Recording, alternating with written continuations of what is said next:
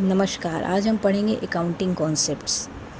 Accounting concepts वो ideas या अवधारणा है जिसको दिमाग में लेकर हम बिज़नेस के पर डे ट्रांजैक्शंस को रिकॉर्ड करते हैं।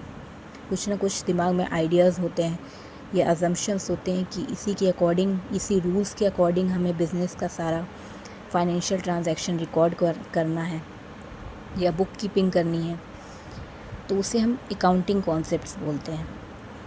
ये मेनली 3 तरह के होते हैं, जिसे हमने याद करने का हिंट बगल में दिया है। CAG कैग यानी कंट्रोलर एंड ऑडिटर जनरल भी बोलते हैं, तो CAG करके हम याद कर सकते हैं, ये हिंट है।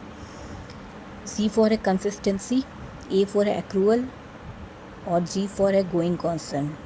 कंसिस्टेंसी का मतलब है अकाउंटिंग प्रिंसिपल या पॉलिसी पूरे साल एक ही जैसी रहेगी और हम एक ही रूल को पूरे साल फॉलो करेंगे।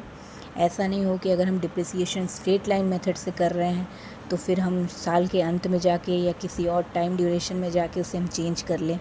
तो एक ही तरह का प्रिंसिपल और पॉलिसी हमें यूज़ करना है। एक्रूअल का मतलब है जिस समय हम उधार देते हैं पैसा, जिस समय हम सामान उधार देते हैं तो उसी समय हम पैसों का ट्रांजैक्शन रिकॉर्ड कर लेंगे, क्योंकि बाद में भूल जाते हैं, इसीलिए उसी समय रिकॉर्ड कर लिया जाता है। इसे एक्रूअल बेसिस बोला जाता है। जैसे हमने लिखा है revenue is recorded when sales are made, जिस समय हम सामान बेचेंगे उसी समय हम उसका रिकॉर्ड लिख लेंगे, क्योंकि फिर बाद में भूलने के चांसेस ज़्यादा होते हैं।